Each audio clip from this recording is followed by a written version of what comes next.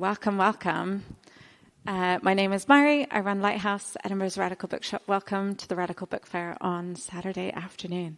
It's Saturday. Yes, it is. Thank you all who are wearing their masks, who are able. We totally understand that it's also about measuring different levels of comfort and disability. And please do not keep a mask on if you are deeply uncomfortable. I know many an autistic friend who just can't have it on their face. So if this really is a no judgment space. We're going to do as much as we can for collective care. I'm just here to introduce our chair. Today we also will have CJ and Nish.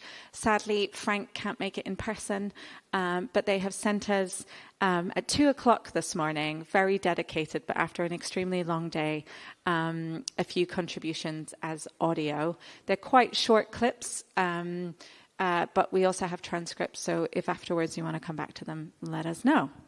So I'm just going to introduce Fergus, who's our host, and then you're going to put your hands together, and then they're going to introduce the panel more fully. So Fergus Murray, they, them, is a writer, science tutor, and autistic community organizer based in Edinburgh. They've been involved in several autism research projects and co-authored a number of papers, as well as contributing chapters to several academic books. But they deny being a real autism researcher. Fergus was the co-founder of AMAZE, the Autistic Mutual Aid Society of Edinburgh, in 2017 and was its chair from 2021 to 2025. They also served on the board of Autscape, an autistic conference retreat, for a few years. Their writing has been published in Psychologist and The Thinking Person's Guide to Autism, among other places. They run monotropism.org and Weird Pride Day. Will you please put your hands together to welcome Fergus Murray and our panel?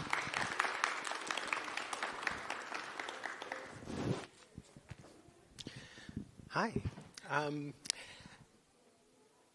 I guess I should now introduce CJ and Nish. CJ, do you want to talk about who you are and what you do?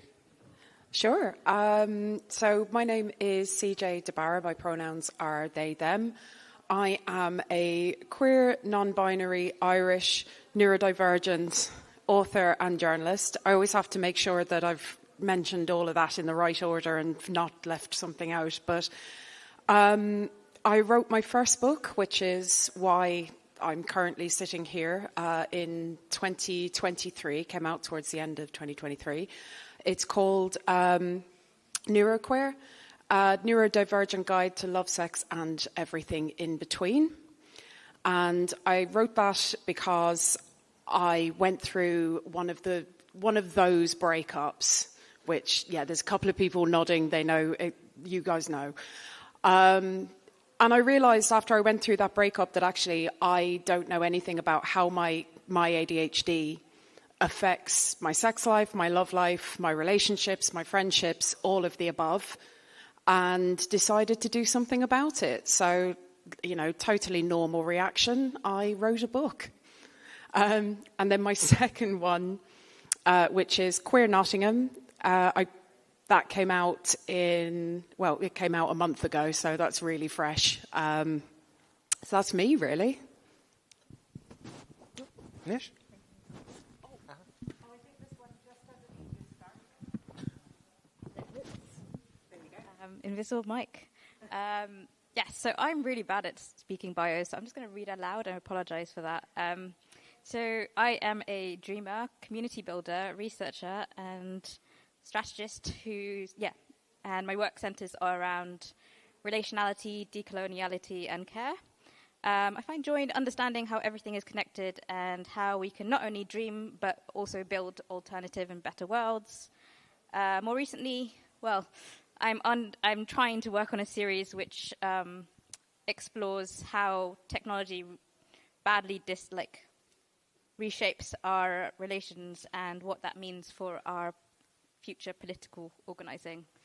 I think that's what I can come up with right now. Thanks, Nish. So the theme of this panel is weird pride, unruliness, and outsider wisdom. I wonder if you could talk a bit about your own relationship with the idea of weirdness and whether it's a source of pride for you. Do you want to start? Sure. So my relationship with weirdness, I have always considered myself a little bit weird, a little bit odd, a little bit outsider. And I think a lot of that comes from growing up in rural Ireland in the 90s in the Irish Catholic Church as a queer and non-binary person, but also as somebody that was neurodivergent as well, because in Ireland we are exceptionally good at not talking about our feelings. Like really, really talented at it.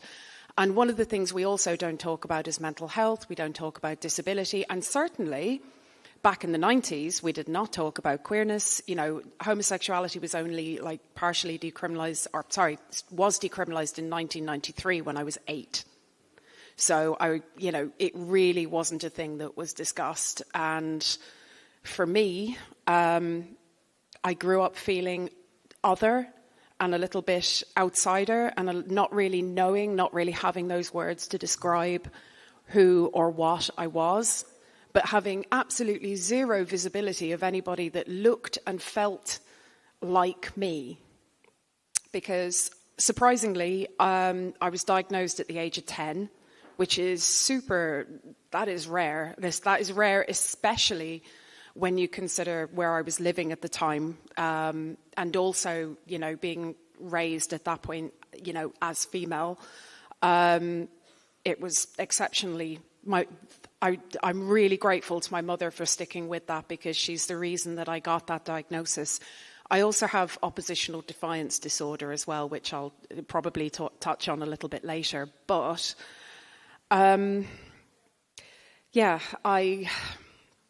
There was absolutely no representation. There was no information. There was absolutely nothing whatsoever. And it's taken me up until writing Neuroqueer to actually feel that level of connection, because what happens now when I do events, when I go and speak, if it's a workshop or whatever it is, I get to meet loads of lovely other neuroqueer people that like to come up and have a conversation afterwards.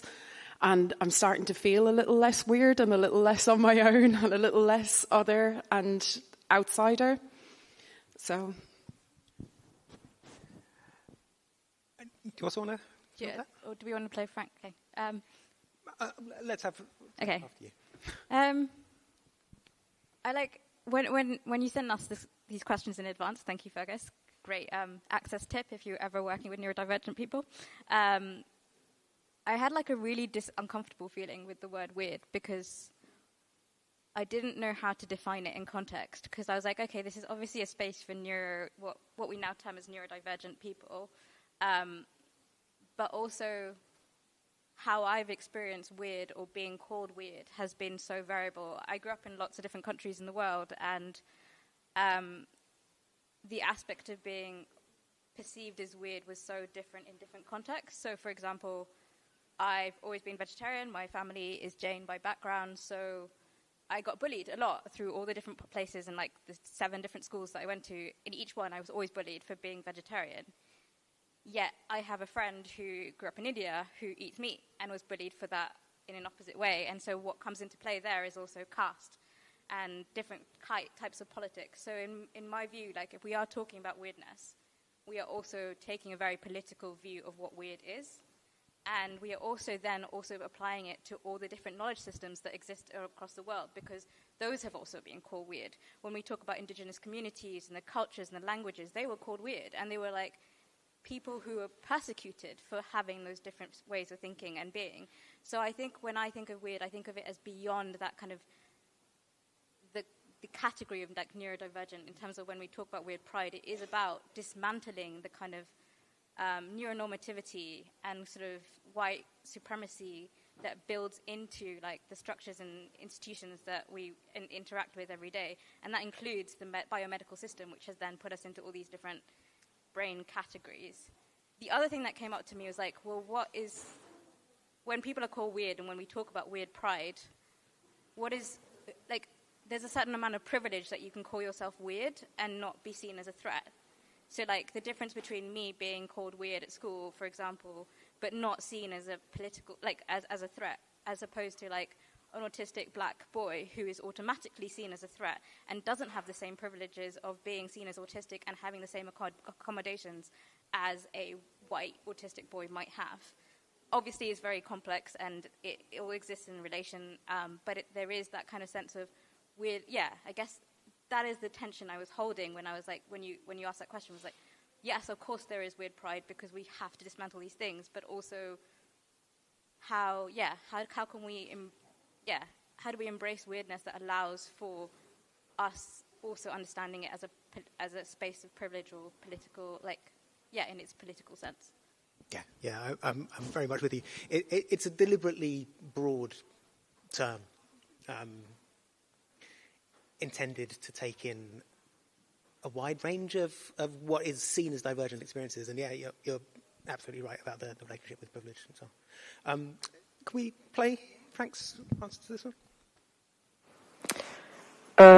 So in relation to the first question of how do I relate to the word weird, I don't personally have any relationship to that word. I don't use it for myself, and perhaps it has been used upon me. I'm a psychiatric survivor, but I'm more interested in it in terms of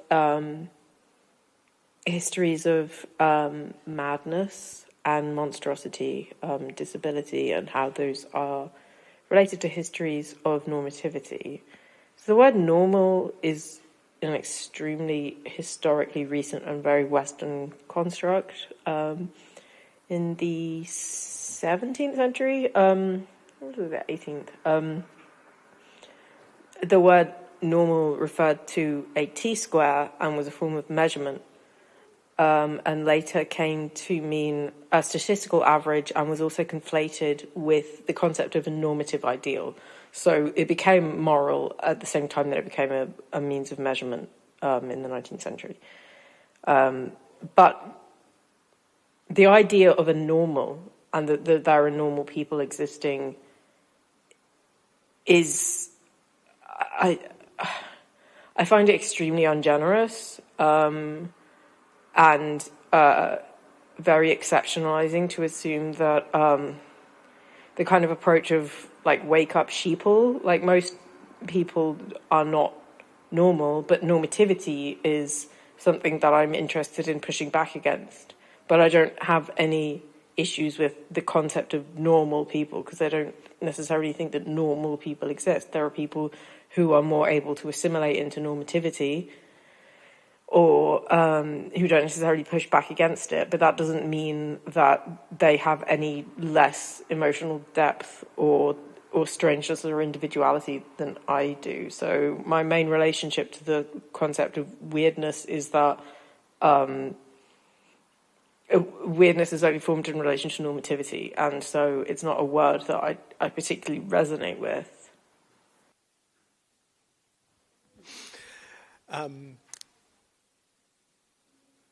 What they're talking about there, the history of the idea of normal and normativity, makes me think of Robert Chapman's book, The Empire of Normality. They were here talking about that on their stage 2 years ago, I think. There's a lot to unpack in there, but I'll leave that to everyone in their own time, I guess. So everyone on the panel uses they, them pronouns. And I wonder how you see the relationship, if any, between your gender and other aspects of your identity that might be considered divergent or othered. Nish, do you fancy going first, if you want to answer this? Sure. I think... So there's this amazing article that's on Atmos, which is called Beyond the Human by Pinar Sinopoulos Lloyd, queer ecology and queer catcher, if you are on Insta. But they basically define their transness and their trans identity by dismantling a lot of the ideas of gender that exist within the sort of Western context. Nish, I might need you to hold the mic slightly closer just so it carries further back. Sorry. yeah, I think the thing that comes up to me a lot with like this idea of gender is that I've never found myself comfortable in this sort of Western lens of like binary like even the non-binary construct of binary, like it becomes another binary, right? Of like binary versus non-binary in terms of gender, but also that my gender identity has always been situated in cultural identities. It's also situated in this like global identity of like where I am and how I relate to the land and what that means to me as a person in this like complex way. But it's also this thing of like we are made of so many tiny little like beings that I can never imagine myself as anything but a we, because we're so interdependent in this world that even if like it's just like the question I always used to come up with in therapy was like when we were talking about embodiment was always like, but where does my body end? Because I don't know where it ends, because I don't know where the food I eat comes from, or when I walk through the land, why I feel so rooted in the ground, or like why the air that I breathe feels part of me. And it's more that like, and looking into things like personhood in terms of other cultures, and also looking at the pluralities of like gender in itself, has just like been an experience of realizing how much there is so much more to who we are as people in this way that doesn't translate into like the English language, which doesn't translate into simple terms like gender, which then, I guess that's like the best way I can communicate. But also there's a thing of like growing up around the world and seeing how gender isn't fixed. Like what is masc or male here is not the same in other parts of the world. What is like, and those things, like there was no way to pin down that kind of identity other than like knowing that they were categories in my head. Like the first time when I reflect back and go, oh, I knew that I wasn't like in a binary gender was like when I was like 4 or 5 and I was asked, to choose between 2 different things which had different colors. And I was like, oh, there was like a pink one and there was like a purple one. And I remember thinking, oh yeah, like at the time, obviously I was AFAB and I was like, I think I'm supposed to choose the pink one because I'm a girl. Like the weirdness of knowing that at 4 or 5 is a really strange thing to me, but it's just like, oh, I think that is part of the like neurodivergent thing of being like, oh, I can understand the world in categories because everything must exist in categories because that's how you navigate it. Yeah.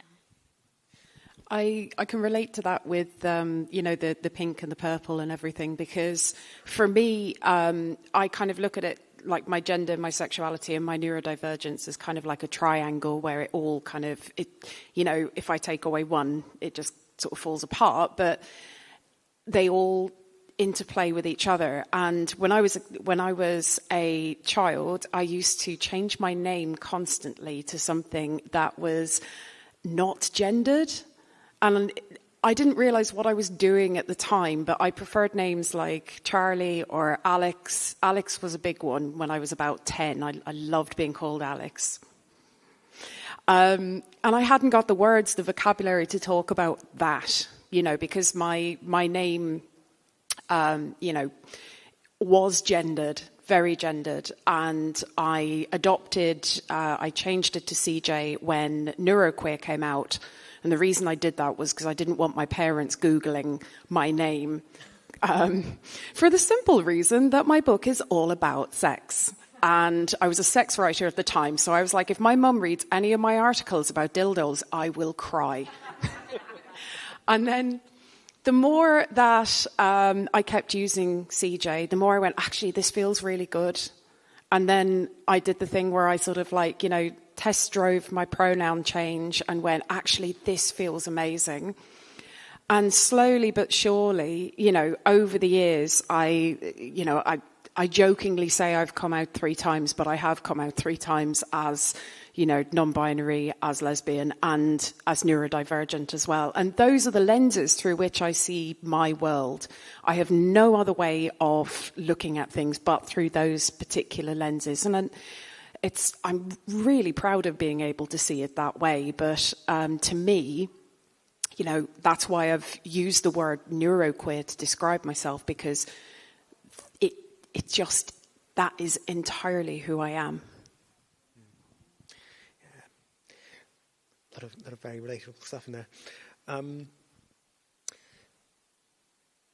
So we talk about neurodiversity, and something that's bothered me for quite a long time is that humans are just like one of the many things in this world that have brains and nervous systems.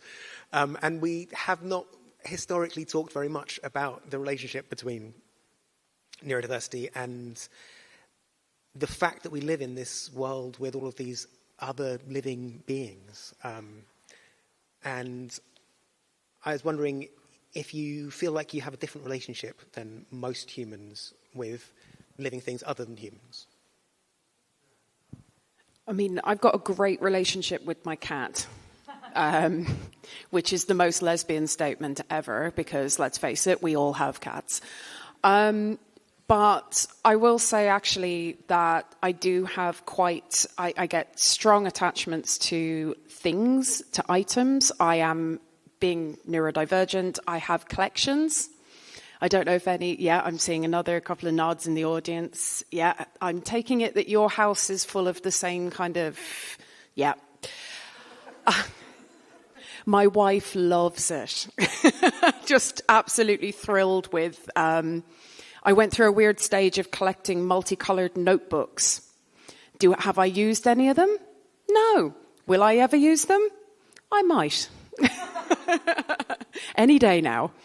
But yeah, I do get very strong emotional attachments to objects and to collections, and find it very hard to let go. My cat, I know I jokingly said about my cat, but I do have a very strong relationship, and I do find that because I also have an anxiety disorder as well, I find that having Mealy, that's her name, short for Amelia, I find that she is one of the best things I've ever done for me, because the calm that she brings me, she instinctively knows when I am not well. And that might be because I get the anxiety blanket out and she knows exactly what that means. But so yeah, I think we do form those deep attachments, and we do form those sort of emotional feelings about things very intently and very strongly.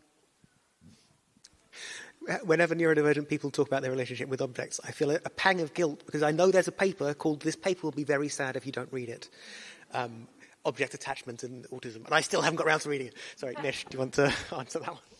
No, I think it's really interesting, because my partner also has a very strong attachment to things, and I don't, because I moved a lot as a kid, so we got rid of a lot of things, and I find it really overwhelming to be in spaces where there's a lot of things.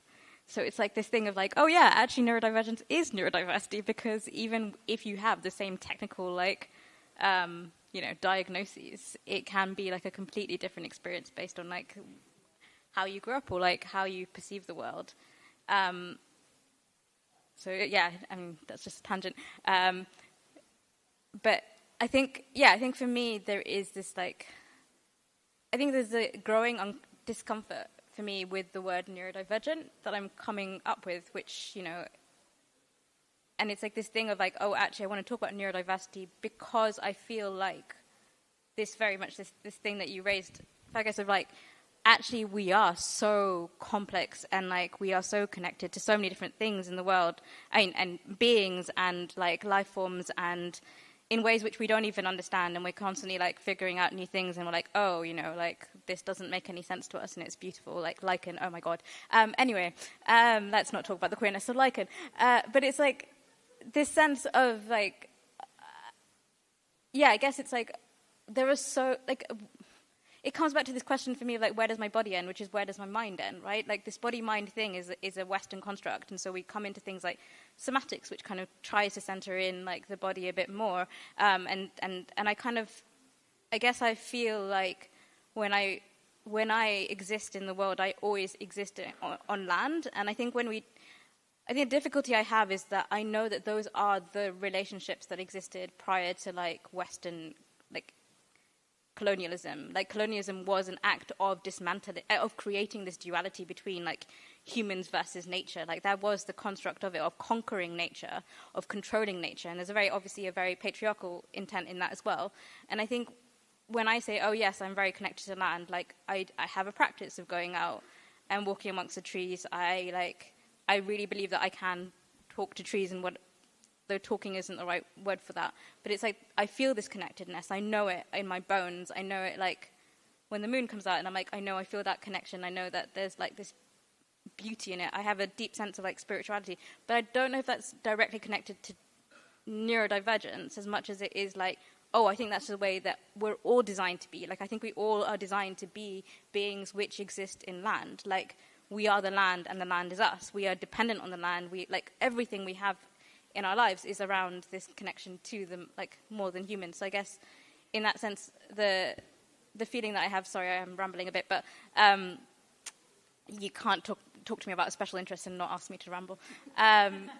So, yeah, I guess, like, for me, it's like, oh, actually, I think the issue is that neurodivergent people already exist on the outsider space in this kind of world, and so we are always asking ourselves questions of why things are the way they are, and therefore we are able to dismantle that barrier that's constructed through societal norms and able to connect in that way that I think is actually also like possible in ways that that everyone can, even like, though obviously the idea of neuronormativity isn't construct, but I think like people generally just do, but we don't always have ways of noticing it or vocalizing that connection. Thanks for that.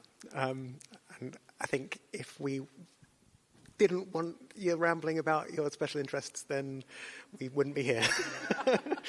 I wanted to say a little bit about Frank R. Jago's book, Significant Others, which is a collection of texts, sort of poems and short stories. Obviously, they didn't feel like they could really pin down what kind of texts they are.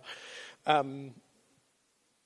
lot of which are about sort of relationships with the non-human and relationships of non-human things with the world, and sort of seeing things through that lens. It's a very interesting book. And it's a shame that they weren't able to be here to talk about it, but there you go. So people who find that they don't fit in easily in mainstream society for whatever reason, often due to being marginalized in various different ways, but not necessarily, often find themselves drawn to niche interest groups and subcultures. Goths, activists. For me, I think of the Beltane Fire Society. Has that been part of your experience? And if so, did you ever feel like you'd found your people? Did you sometimes feel like a misfit among misfits, if that makes sense?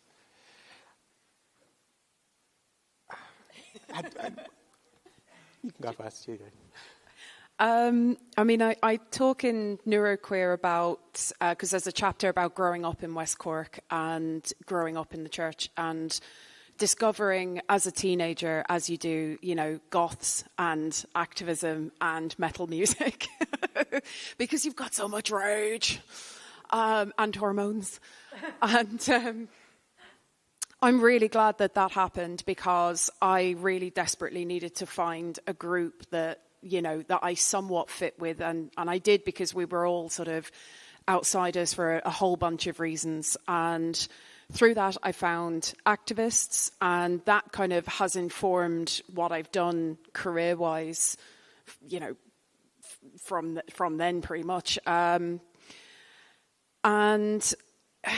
I've kind of consistently stayed in being the misfit in the misfits. I've never really sort of found an area that I felt 100% comfortable in, because the minute that I get comfortable, my ADHD brain goes, and now on to the next thing. So, I mean, whether that is, you know, I worked in the cannabis industry for 4 years, writing and asking and begging for legalization and reform around the laws and better access and all of that.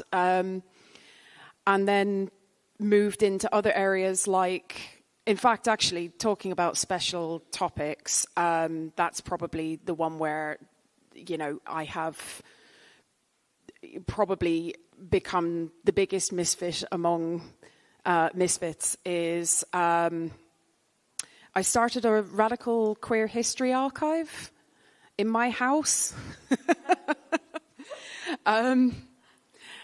So I live in Nottingham, and I work as a journalist, as I mentioned, I think I mentioned earlier, I might not have, and I noticed that nobody was really doing any oral history work, so I started doing that, and it became kind of like an overwhelming specialist topic.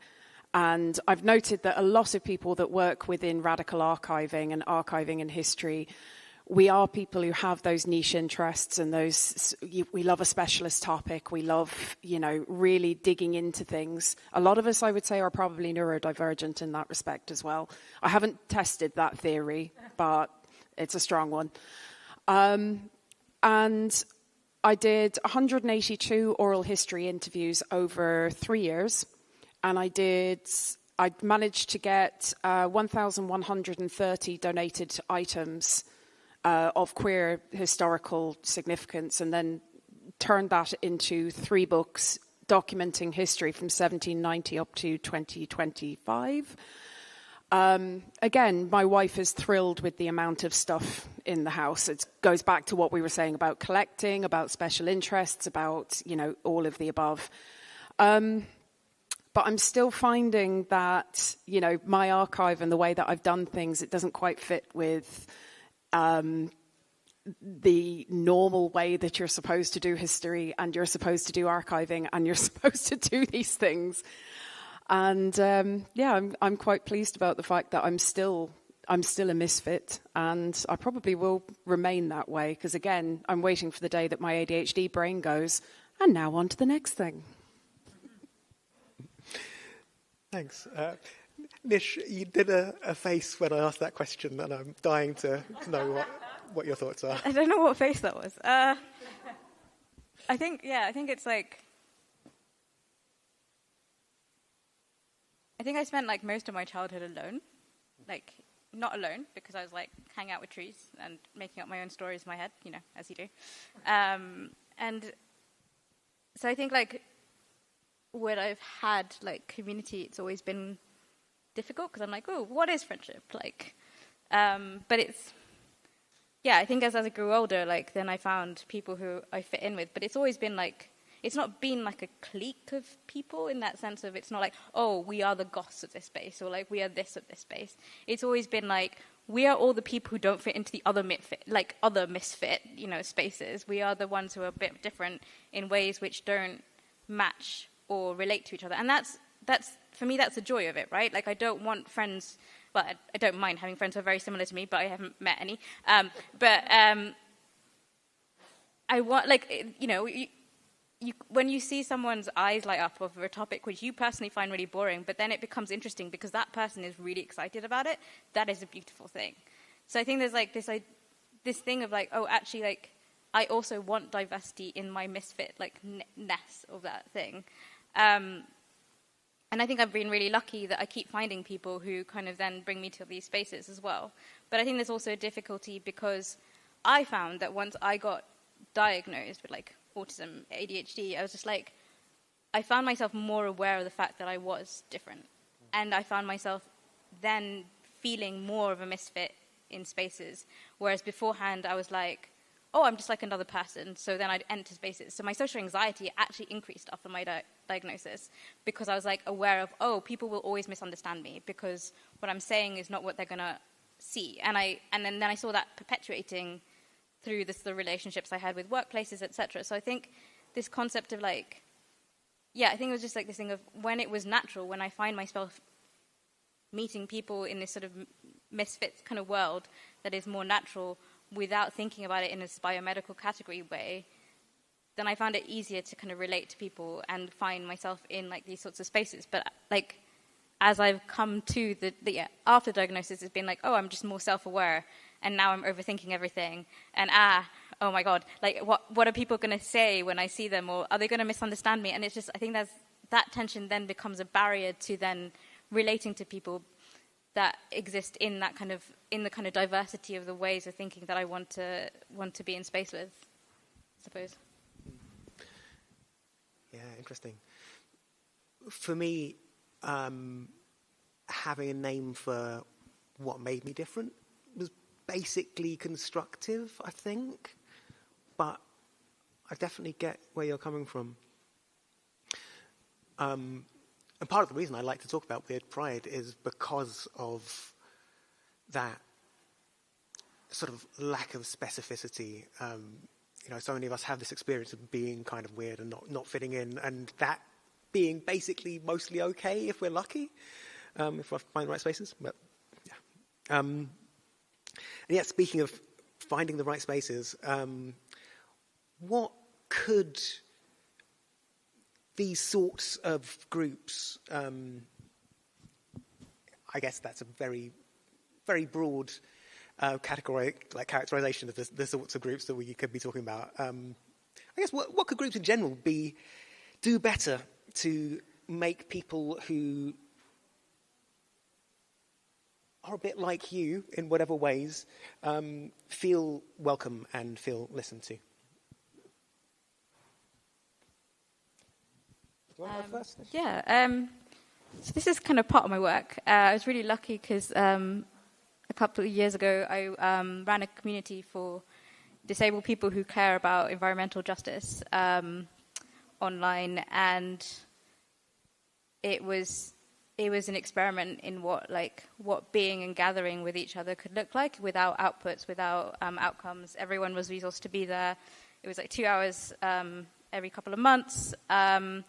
And it was really about centering people's experiences and allowing them to show up as themselves. And so what we had was this huge amount of different people from lots of different technical, who were disabled in different ways, being able to enter a space and actually center themselves and talk about themselves and relate to the land and be able to talk about things like, oh, these are my actual needs, without the fear of being in spaces where those things are they seem like asks instead of needs. And being able to also then go, and looking at it from this sort of perspective of, well, this is what I could have, this is what I need, and this is what I can offer. So it's always this thing of actually, I have worth as well. So that kind of, it was, unfortunately, the funder decided that it was not putting enough wins or whatever they categorized, or there was politics involved, as usual. So they stopped it, but it was the feedback we got was overwhelmingly positive. I've never been in a space that's had that. There was one of the things that came up was oh, why don't we have enough conflict? Is there something wrong in this group? And I was just well, no, it's just that it's care-centered. And when we center care, those things become easier, because when we disagree with someone, we're oh, we care about you. So that disagreement, and I'm not saying it solves all conflict, obviously not, but it becomes, we show up and we have more compassion for each other. And I think that's it. It's what I'd like from spaces is just a little bit of care, a little bit of compassion of, oh, I'm organizing this thing. What are your access needs? How can I make you, or even just how can I make you feel comfortable in an event situation? It's lovely that when you're speaking or chairing for Lighthouse, they go, oh, what do you need to make yourself more comfortable? And that is such a thing. And it's oh, I was if it's cold, I need a hot water bottle. There are hot water bottles in the green room over there. So yeah, it's just these small things that can just be offerings and kindness. On that note, just a quick pitch of I am offering some free care sort of workshops for groups who are organizing in the UK and in Europe, just basically to look at movement work and see how we can build in care to better facilitate organizing. So if you do know of any groups who are kind of not at the absolute conflict stage, that's not what it's for. It's about the stages beforehand of how do we build sustainable movements and organizing. Do get in touch as well, or come chat to me after this. My answer is very, very similar to yours, to be fair, which is, for organizations to have access at the start of everything, rather than it being an afterthought, rather than it being oh, well, we could do better, we'll do better next time. Oh, well, we could have done that, but we didn't. Having those conversations, nothing about us without us. Come and actually talk to us, find out what we need.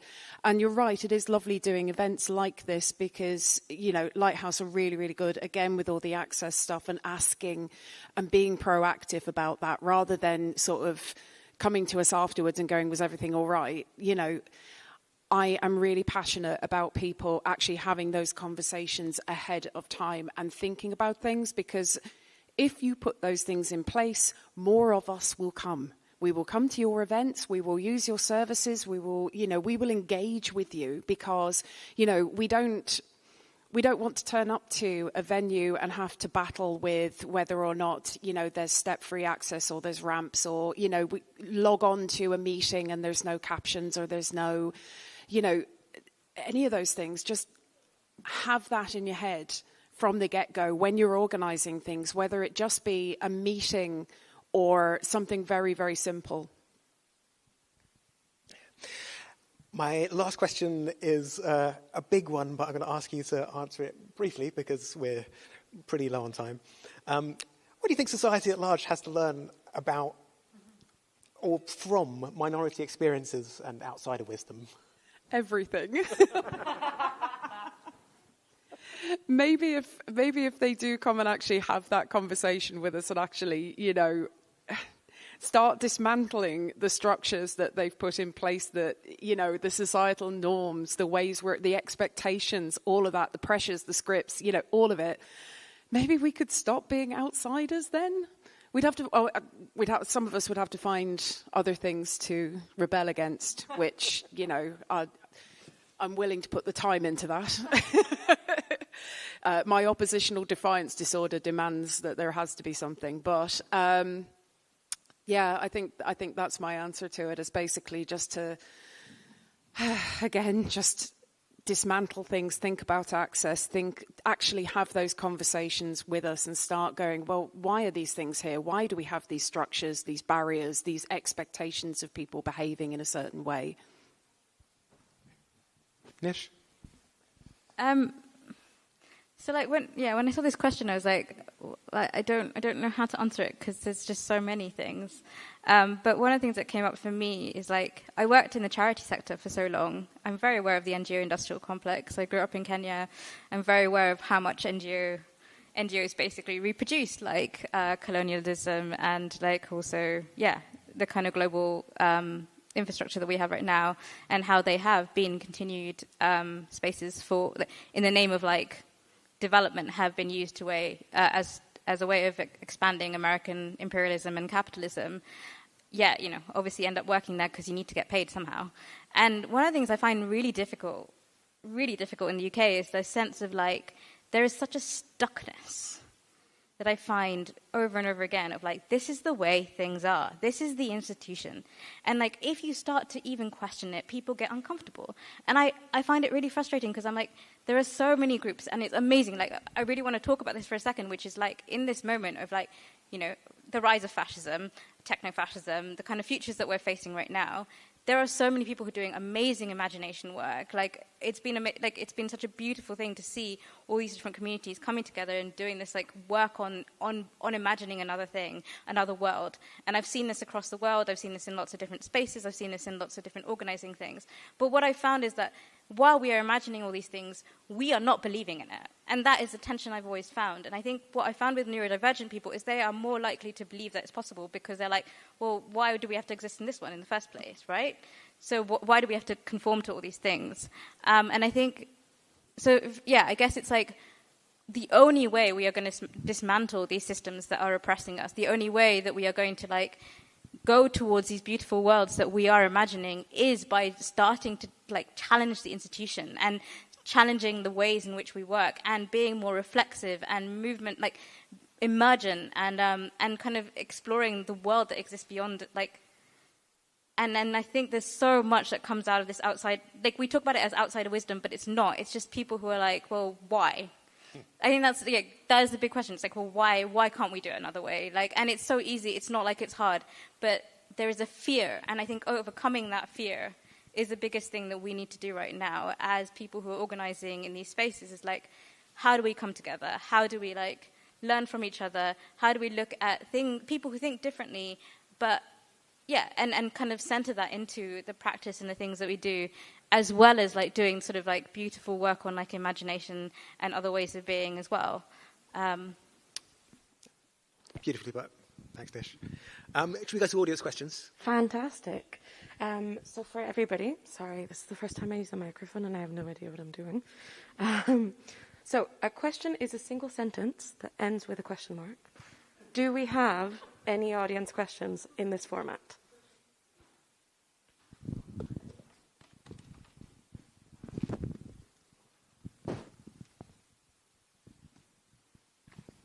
Can I get some help moving the microphone down? Hi. This might be slightly off topic. What are your current opinions on diagnosis in the UK at the moment for neurodivergent folks?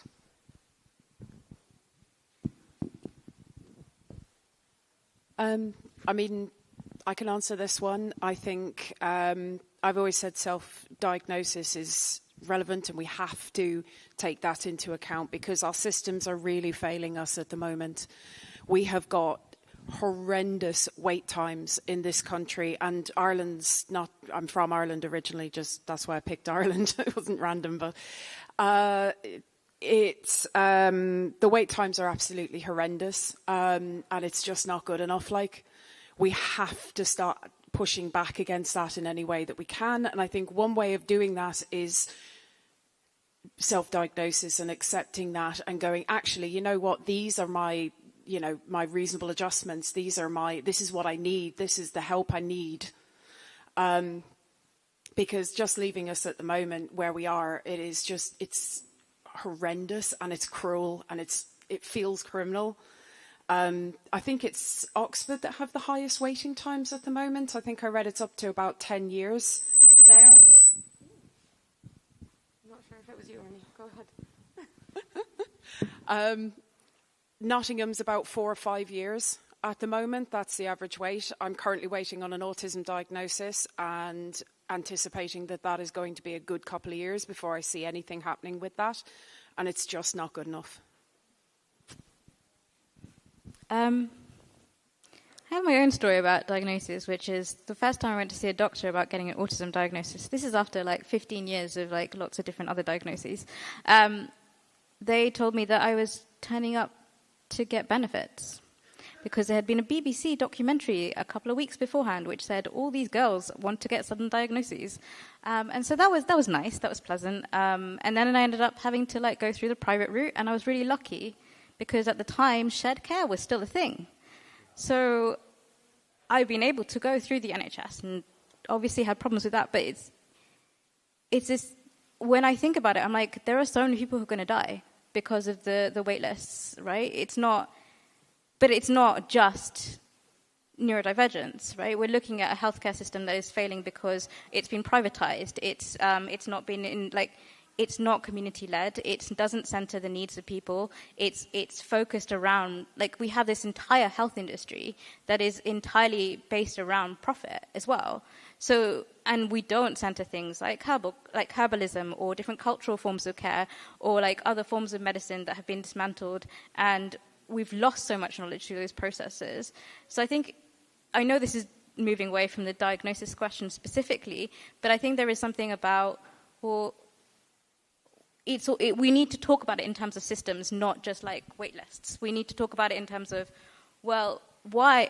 It's also about why is there such an issue with why do all of us who have ADHD need so many drugs to I know that I take ADHD drugs and I don't like them because they make me feel really exhausted all the time when I am not using them, but I need to use them in order to get work done, right? So I'm what if we designed a world that allowed us to be different? I'm not saying that medication is bad, but what if our world allowed us to have moments of being able to follow different special interests without having a deadline all the time? What if the world was designed to allow us to be curious and not have to think about, basically how we're going to feed ourselves for the next month? What if the world was designed to actually center our needs? What if we actually lived instead of worked to live, So I think that is, for me, it's not just our diagnosis state, it's the entire systems and structures that shape that kind of process of getting a diagnosis in the first place. A little bit of Scottish context. The minister who is currently in charge of this stuff has been telling everyone that they shouldn't need a diagnosis to get support. Like waiting lists are out of control in Scotland. Various places just close their lists entirely. So the minister is sort of saying, you shouldn't need it. So if anyone ever denies you any support because you don't have a diagnosis yet, just tell them, the minister says it should be fine. I think we have a question right back. Can I get a hand from whoever wants it? Oh, I'm not sure if it'll go all the way. Sorry. I'm not. Do you think there's a danger with defining ourselves as outsiders and weird people, that we feel a social obligation to accept anybody else who's weird or an outsider, even if they're quite bad and dangerous? Good question.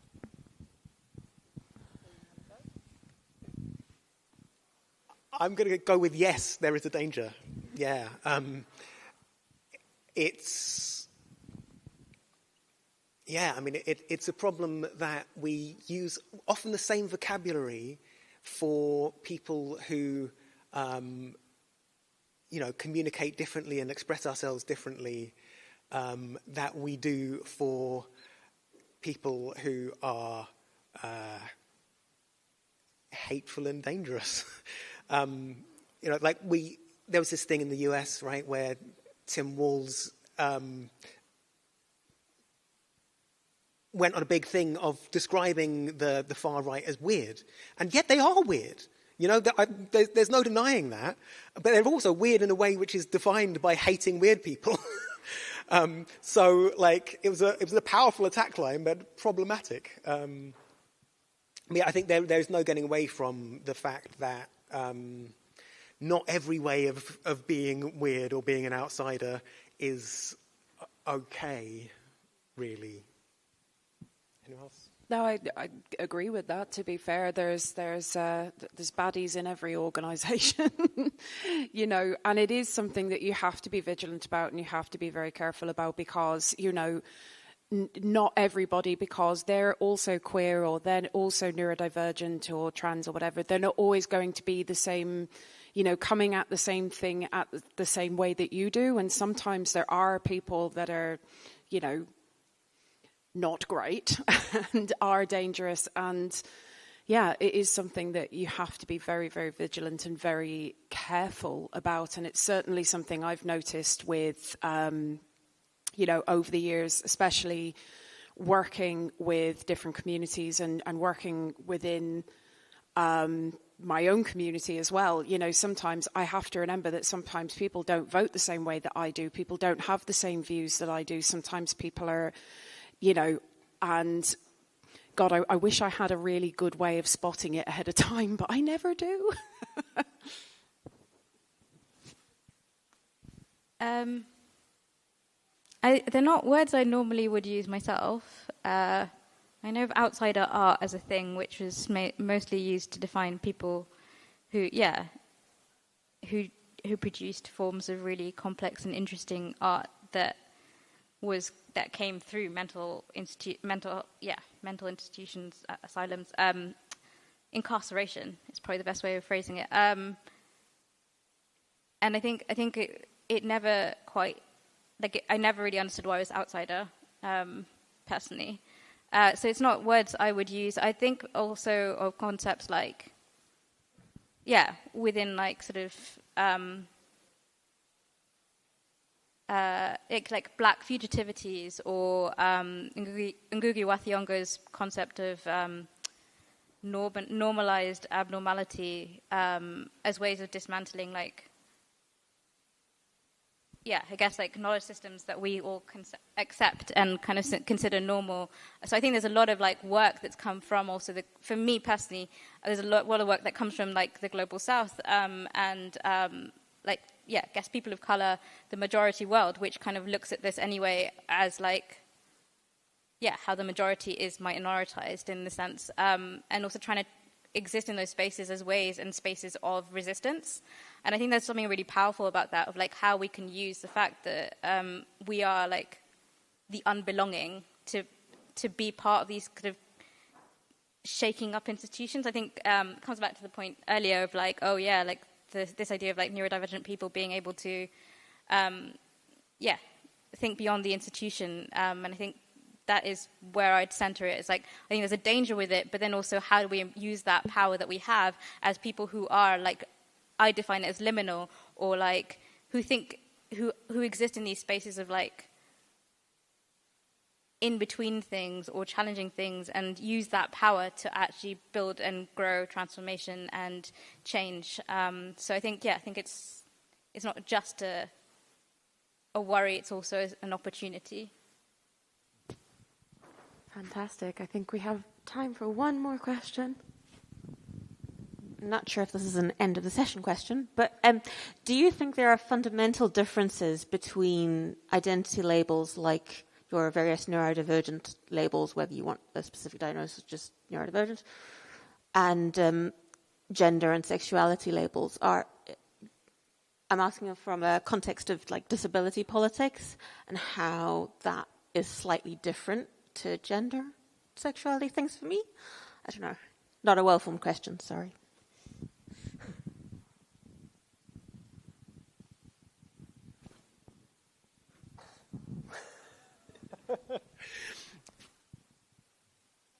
It's an interesting one.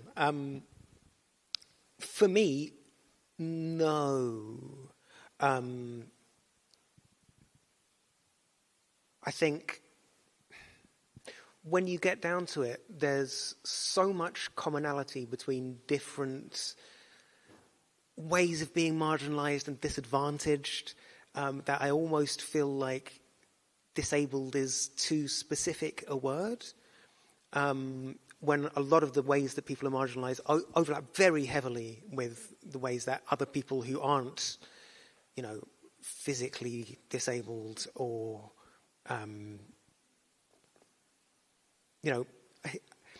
labelably disabled. I don't know. I feel like we should be working ideally with a broad category of societal disadvantage and locating everything within that, but I don't think we have the language for it, and I don't know if we're ready for it either.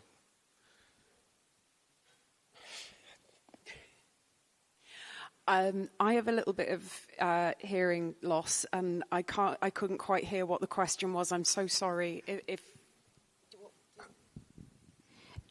Is there a fundamental difference between the labels that we apply in terms of neurodiversity and going into disability, and the labels we use for gender and sexuality in terms of how we need to work around them in society that labels these labels? Thank you. Do you want to go and I'll have a thing? So one of the conversations I've been having with a good friend of mine is like this sense of discomfort with labels, right? So like I can go, oh yeah, here's a list of all of my labels. And then I'm like, yeah, but I'm not those labels, right? So we were talking about, well, what would a world look like if we could just be, like without the labels, without all the constrictions, without all of the identity markers, and what if we could just be ourselves, and in all of the pluralities of ourselves and all the different ways of being in a space.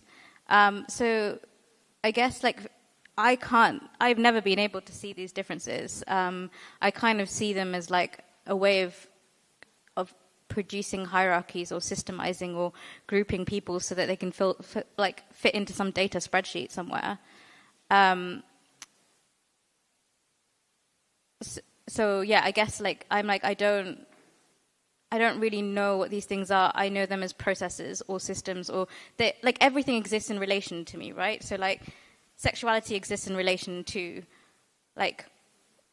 the people who are in that space who are having that conversation, because it's not so clear cut, just like the concept of biological sex isn't clear cut at all. Like this idea that things exist in spaces. So if we look at the social model of disability, then we are looking at it in relation, right? You are disabled by society. That's what the social model of disability says.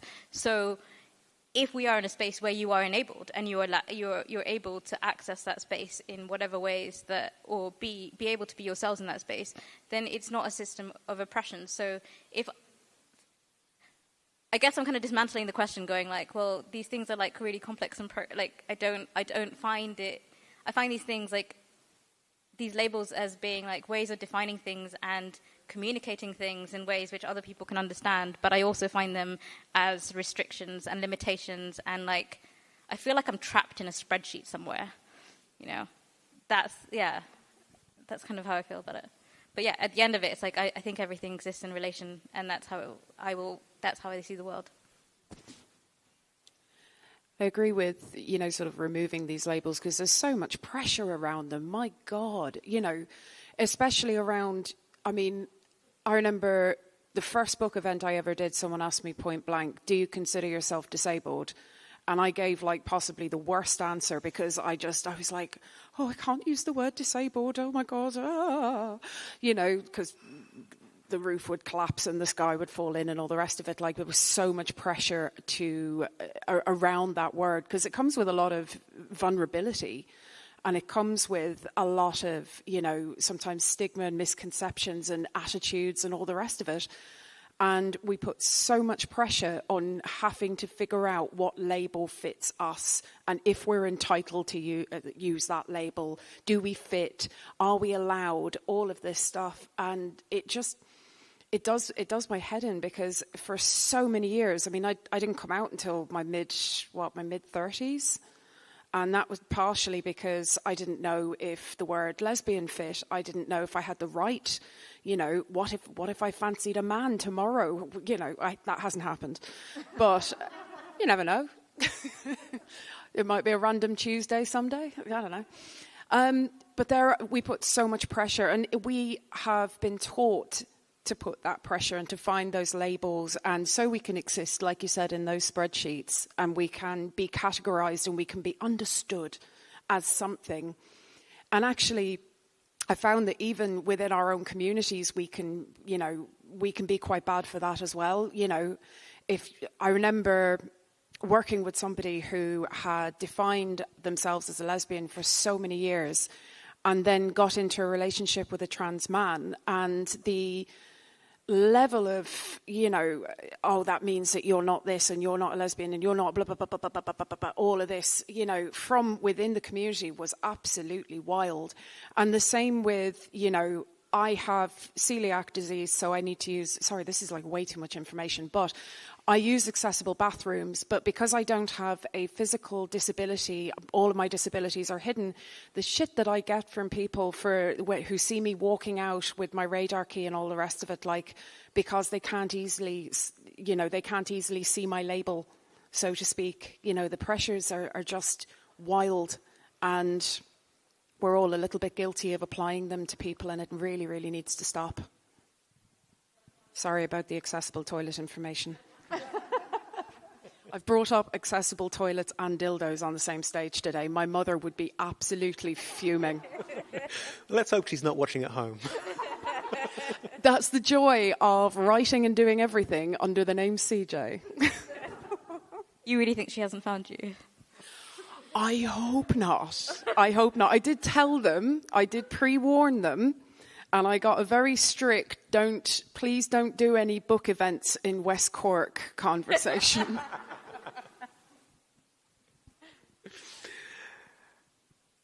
I just want to say adjectives over categories every time, and if only we could hold on to them a bit more lightly, that would be nice.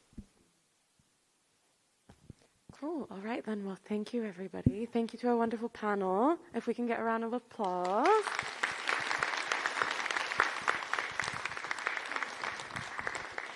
There will be books available to sign, and the authors will be signing over there shortly, but just give them a couple minutes to get off the stage. Thank you so much, everyone. Cheers.